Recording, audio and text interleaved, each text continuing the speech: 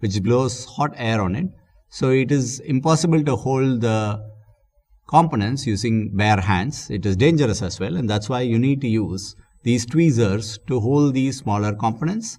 There are different types of tweezers depending on the size of the component. You need to ensure that you use the right size tweezer to hold the right sized components.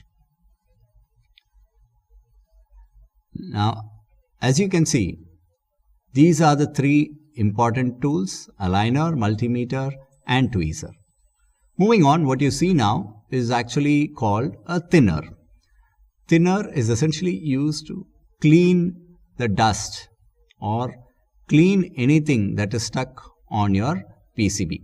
So if there is dust particle on the PCB, or if you need to clean up something or something is stuck in the PCB, you use the thinner.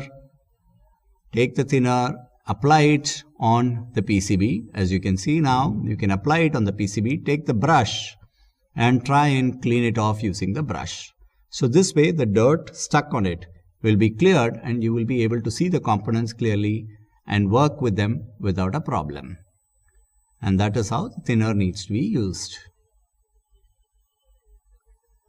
Now, as we are doing this, you might probably be wondering, what is this PCB that we are holding in our hand? Now, this is called a printed circuit board of a mobile phone. Now, the printed circuit board is where all the components of a mobile phone are placed, including the chips, the camera, the speakers. Everything is placed on a PCB.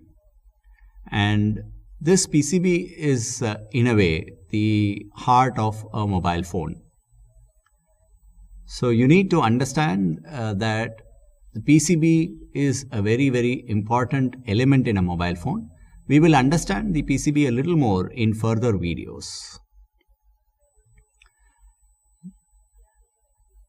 Now, while you're working with the PCB and while you're repairing mobile phones, you cannot hold it in hand and work with it because our hands are not stable, and it's possible that we may spoil the PCB or spoil a component. So when you need to work on a PCB, you typically use something called as a PCB stand. So what you see here is called a PCB stand, which has a small spring-like feature which actually holds the printed circuit board in it.